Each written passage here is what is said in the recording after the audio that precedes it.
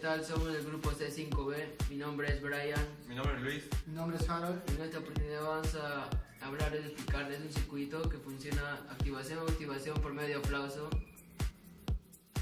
Tiempo. Ya. Buenas tardes, mi nombre es Marco y bueno, este es el circuito el cual vamos a armar en esta segunda práctica, que luego pasaremos a desarrollar en una galleta y así ver el circuito completo. Gracias.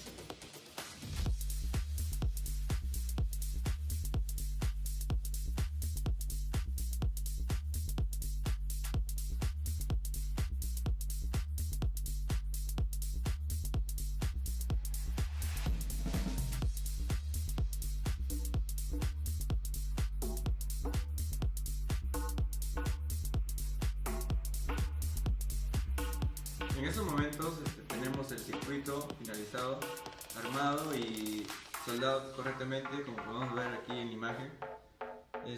Bueno, en estos momentos procederemos a probar el circuito. Le daré paso a mi compañero. Ya vamos a conectar al foco.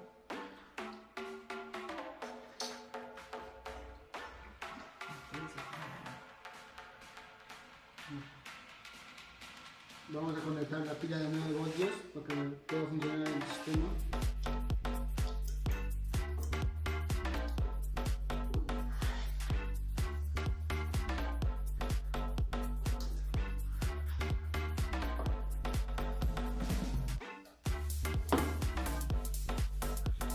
El LED rojo está prendido y eso quiere decir que el circuito está bien. Y lo que tengo que hacer es que al aplaudir se prenda el circuito y con otro aplauso se vuelve a apagar bien este.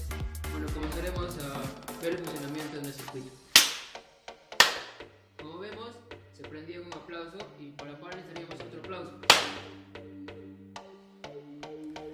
Bueno, eso es todo. Terminamos de armar el circuito y esto es todo. Hasta la próxima.